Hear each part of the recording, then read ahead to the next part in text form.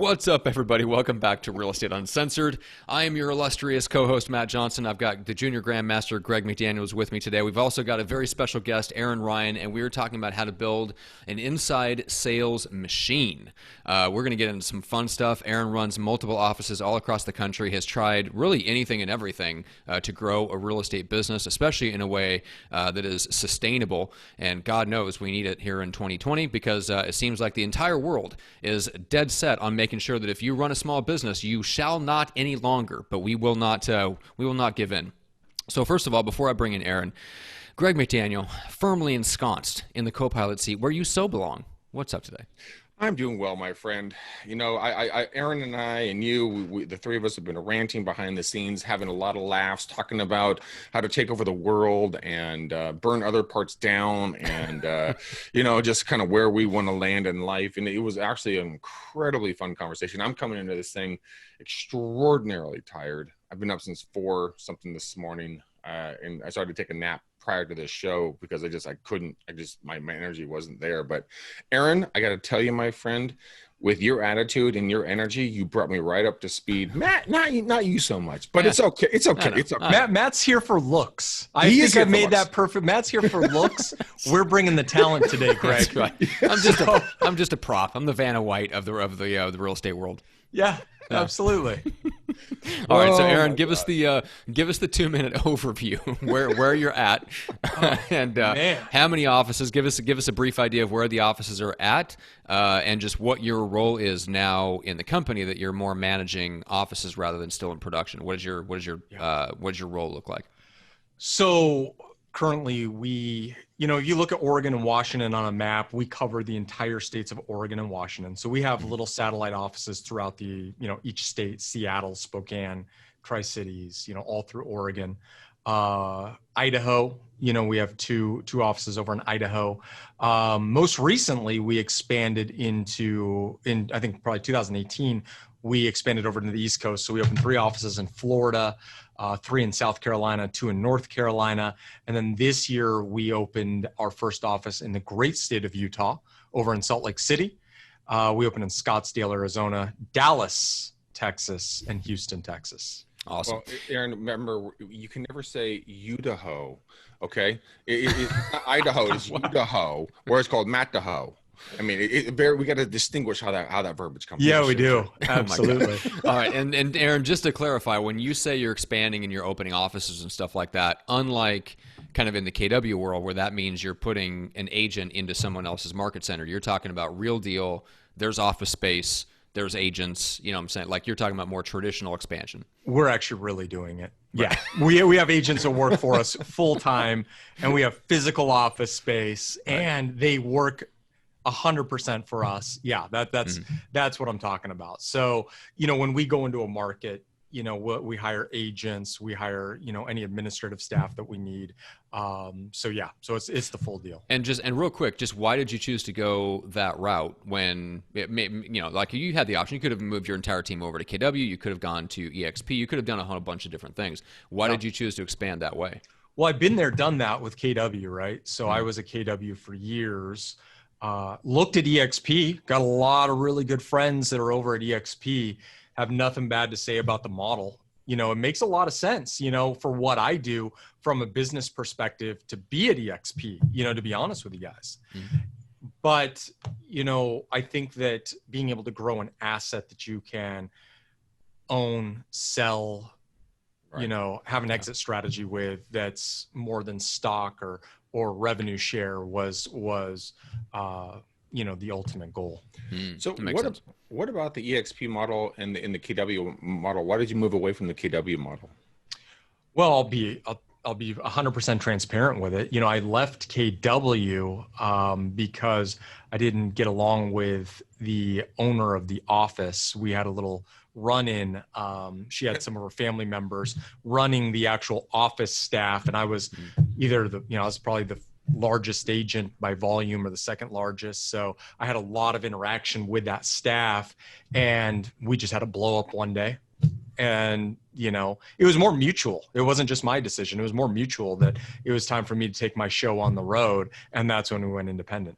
That's awesome. You know, it comes to that point in my past brokerage. I had a similar conversation, let's put it that way, with an individual in my brokerage, and it was evident at that point. It's like, you know what, we're just not good fits anymore.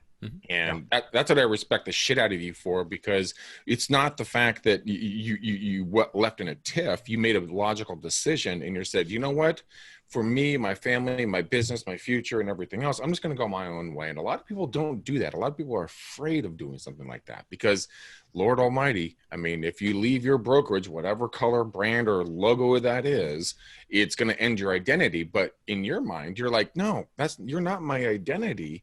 I'm my identity.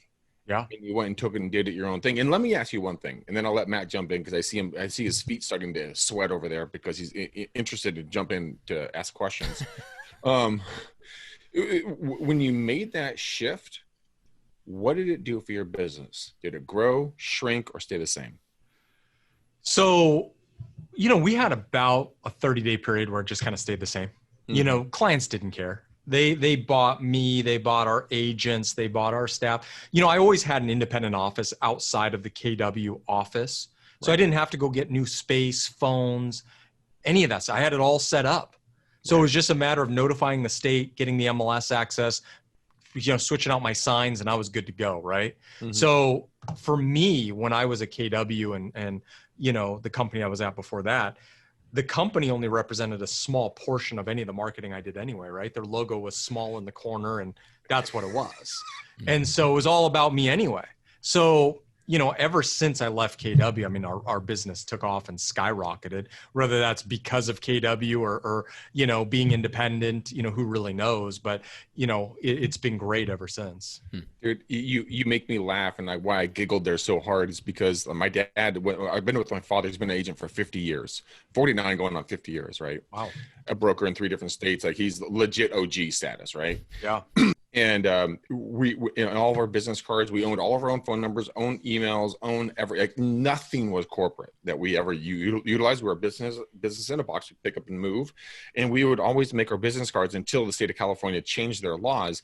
We would put our broker's logo as small as humanly readable in the corner, and everything like what you do is all about you. And I think it's absolutely genius, because it allows you to be autonomous. It allows you to go out there and just live and do what you do, and let people buy you, not buy the brand, because you are the brand.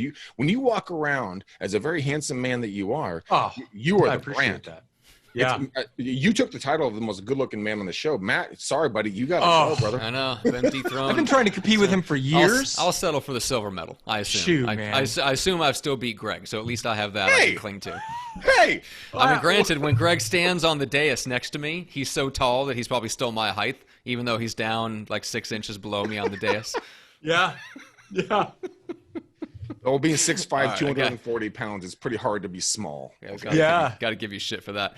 Oh my God, that was hilarious. Okay, so Aaron, let's dive into the sales machine part of it, because you've got 15 folks, and you just acquired space that you've got room to expand to, what do you say, 53 inside sales agents? 51. So obviously this is part of, like, this is not only working for you, but you feel like it's kind of it's part of the key to the future expansion. So what role does the ISA play in your kind of ecosystem of how you guys generate leads? What are they doing?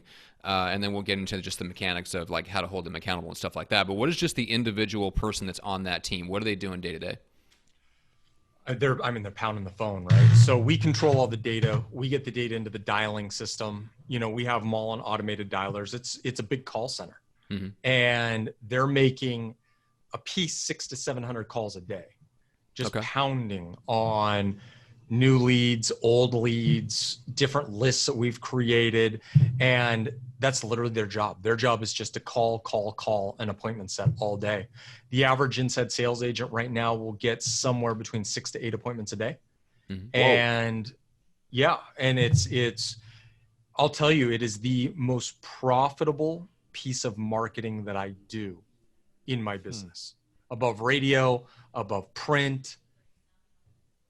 I mean, I'm trying to think of anything else that is more, mail. You know, it's been absolutely the one of the pinnacles of our business. So you're doing 6 to 8 leads per ISA. You have room for 51 ISAs. I don't know what that math is, but that's a lot of fucking numbers and a lot of fucking appointments. I mean, have you guys? So you got to remember 350 to 400 leads a day. So one thing I will say to you, Greg, is scale. you got to remember, you got to give yourself a little bit of a cushion, right? When you run this model, you understand, right? So about anywhere from about 25 to 29% of those leads are going to be cancels, reschedules, or no-shows. Okay. So then you got the 70% on top. So then you got your 70%, right? Then you're going to go to those. Some of them you're not going to be able to get down on price. Some of them are not going to put their home on the market right away. Some of them you'll list right on the spot. Some of them you're going to be on the be back bus to get back out there and try to close them later. So, you know, when you look at the number, you look at the gross, it looks like there's just a ton of stuff, you know, that's coming in the door. But when you get down to it and you understand kind of the percentages and you track that, you understand, okay, it kind of gets broken down just right off the top. You take out 25 to 30% for, you know, kind of BS and you know, and then you're working with the other 70%. And what's like, do you guys have, I'm sure it varies a little bit per lead, but I just want to make sure when you say an appointment, you're talking about the agent going out at a set time to that person's house or meeting up with them, or that person stopping into the office if they're a buyer or something like that. That's exactly what it is. And if we're talking about a listing, it's with the expectation that is a listing appointment, or is there a lower bar where there's like an analysis meeting or anything like that? We are very upfront about why we're coming out to meet people. Gotcha. We've tried all the things. We've tried the for sale by owner. Hey, we're just going to swing by, you know, to check out your house in case we have a buyer, you know, all that, you know, Greg, I mean, you practice too, right? It's all the bullshit, right? We cut out all the bullshit, and this is a set appointment. We're coming to you. You need to have 45 minutes to an hour carved out of your day, and we're going to come down and sit and talk to you about listing your home. Cool. The thing I love about that the most is that I think, especially in 2020 and beyond, people are just over bullshit. And they're just like, tell me exactly what you want from me. And you're like, I want to list your house. Okay, cool. Or no, I'm not going to do that. Not a problem. Either way, binary answers, yes, no, cool, no matter what. Yep. And they respect you for that because you're not trying to bamboozle them or sell them some snake oil. It's like going on a date. You know exactly what you want at the end of that date, right? Yeah. And that's a good friendship. Okay. There it is. That's a good friendship. There it is. If you guys can't see this, Matt is dying laughing over I just, you know, you guys together is just ridiculous. Good Lord. If we ever get, like the three of us ever get together in the same city and have a drink, it will be disaster for the rest of humankind. They're going to kick us out, number one, for not wearing masks. Absolutely. Greg will probably assault them. Correct. Yeah, exactly. Greg me will and punch Matt someone. will run out the door. Yeah. Yes, exactly. Great. Okay, so real quick, just let's go back to kind of how this started, because it makes sense. It makes sense at scale. Like once you're at the point where you just like, hey, we've got the systems down. We're just going to plug somebody new into it. You've got like your training systems down, all this stuff. But take me back to when you, like, what stage were you at where you hired your first ISA? Were they taking over directly for you, or were you a little bit further along by that point? Like, walk me through just like how you first dipped your toe into those waters. Yeah. So I was a prospecting machine, right? So you got to remember, I started in the business in 2008. Okay. And for 08 to 2011, 2012, I was a prospecting machine. Like, I was dedicated to the craft. It was get to the office every day by 7. By 7:30, I was warming up. By 8 o'clock, I was jamming on the phone. And I was setting my own listing appointments. And pretty soon I set so many listing appointments that I couldn't be at the office some days to prospect. So I decided, I was like, there's got to be a better way to do this. So I actually hired one ISA and had her sit next to me for a week listening to my calls. Pretty soon she started setting, 6, 7, 8 appointments a day. And so I basically went from me, a buyer's agent, one person processing my paperwork, and then I had this ISA, and I was in the office and I was out of the office at appointments and all this other stuff, to pretty soon I was just out of the office all the time. This person was just keeping me so busy that I needed to hire another agent to have them take appointments, because we were producing so much that I couldn't do them all in an 8-hour day. And so hired another listing. It just snowballed. You kind of get the drift. It just snowballed on top of each other. Yeah, because that's the, like lots of people have experimented with that. They've gone down the path, and of course, every agent would love to have someone just set appointments for them. That's the dream. What do you think was different about? Because obviously you did it yourself, but there's all kinds of agents that can do it themselves. They can prospect, but then they can't find a way to reproduce themselves. They bring somebody in and they have them shadow them and stuff like that, but they don't really pick up the skill set. They find the appointments are super low quality, like just all those problems that you hear about. Is there anything that you've been able to put your finger on that was different about maybe the way that you trained that gal, or something about her and why she hit the ground running so quickly? Yeah. So prior to my career in real estate, I owned a financial services company that I built. I had a 300-person call center that literally pounded out appointments for my sales guys out in the field, right? To meet with business owners and that sort of a thing. So I use the same principles and the same training, just more on a micro level, because I only had one person. And I really focused on setting the expectation with her, right? She knew what her benchmarks were to have a successful day. That's the majority of the people that are out there. They just want to know what number do they need to hit in order to be successful for that day. I taught her how to teach her the business from the ground up, because she wasn't, experienced. And then I just taught her the scripts. I had a very, even for as small as it was, I had a very organized system to do it, right? And so I was very diligent about teaching her exactly what I said, how I would say it, the rebuttals I would use, how to close somebody, how to option close. Really, I taught her not just real estate, but I made her a really good salesperson. Let's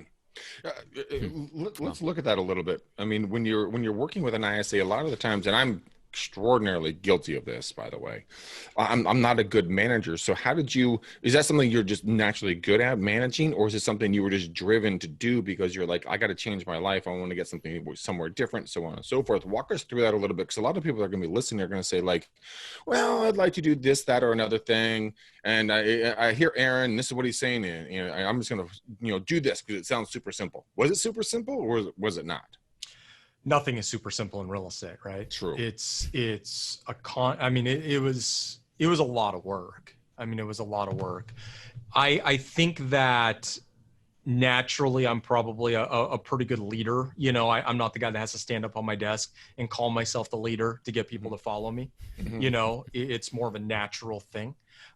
So for me, from the management, from the management perspective, it's kind of a natural thing a little bit. I think some of us have it, some of us don't. One of my biggest complaints about the real estate business is one of the previous companies that I worked at, they want to put everybody in a position of leadership just because they're good at selling real estate. And they really shouldn't be a manager because they don't know or don't have the skill set in order to run a team or manage a team or manage brokers or manage agents. And it's diluting the quality of the agents who are out there, servicing the public. Sure. And so for me, I take it seriously, right? So now, I have a very systematized way of taking people from no knowledge to fully trained in a week, right? So I have corporate trainers, I have systems, we have training videos, we have a training room, we have an academy that we put everybody through where I can take somebody from very, very little knowledge of real estate to get them fully functioning in about 5 days. Holy shit. Yeah. That's awesome. Okay.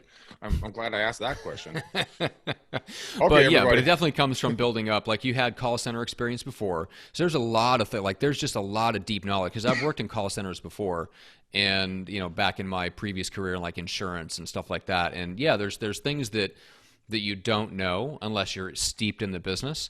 And you understand how to bring people in, how to immediately tell if somebody's going to be good on the phones, how to get them into training quickly, and all that stuff.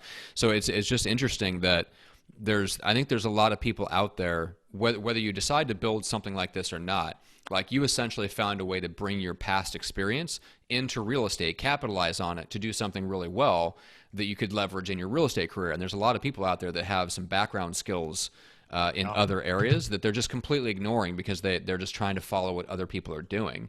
Yep. So I even just like when you kind of zoom out a little bit beyond just the mechanics of should you hire an ISA or build a team or whatever like that, there's just, I think one of the biggest lessons you can take away is just look at your background, look at the skills that you built in other areas, and chances are there's some way to leverage it in your real estate career to do something unique and different that other people can't do.